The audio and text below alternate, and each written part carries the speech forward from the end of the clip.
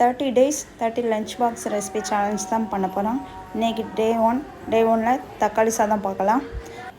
அதுக்கு ஃபஸ்ட்டு ஒரு 4 பெரிய தக்காளி எடுத்துக்கிட்டேன், 5 ஒரு சின்ன பல்லாரி வெங்காயம் எடுத்துக்கிட்டேன், 3 பச்சை மிளகாய் எடுத்துக்கிட்டேன். அதெல்லாம் தனியாக கட் பண்ணி வச்சுக்கலாம். அப்புறம் ஒரு பேன் வச்சுட்டு அதில் கொஞ்சம் எண்ணெய் ஊற்றிக்கலாம். எண்ணெய் கூடவே 1 டீஸ்பூன் நெய் சேர்த்துக்கலாம்.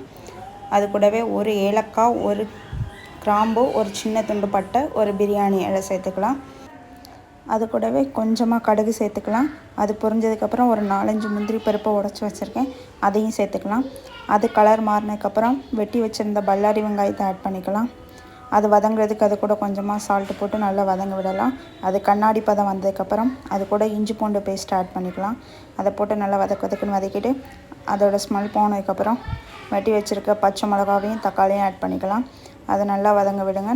நல்லா வதங்கி தக்காளியிலேருந்து தண்ணி விட்டு நல்லா கொதித்து வந்ததுக்கப்புறம் வீட்டில் ரெடி பண்ணி வச்சுருக்கிற குழம்பு மசாலாவை ஆட் பண்ணிக்கலாம். அதை போட்டு நல்லா மிக்ஸ் பண்ணி நல்லா வதக்குனதுக்கப்புறம் தக்காளி நல்லா வெந்து தொளி பிரிஞ்சு வந்து எண்ணெய் பிரிஞ்சு வரும். அந்த சமயத்தில் கொஞ்சமாக கொத்தமல்லி தழை போட்டு ஒரு 2 பரட்டி எடுத்துக்கலாம். அதுக்கப்புறம் சூடாக வடித்து வச்சுருந்த சாதத்தை அதில் கொட்டி நல்லா பரட்டினா அருமையான தக்காளி சாதம் சட்டுன்னு ரெடி ஆகிடும். 5 நிமிஷத்தில் தக்காளி சாதம் ரெடி ஆகிடும். இதுக்கு ஒரு முட்டை ஆம்லேட் போட்டு சாப்பிட்டு பாருங்கள், செம்ம டேஸ்ட்டாக இருக்கும்.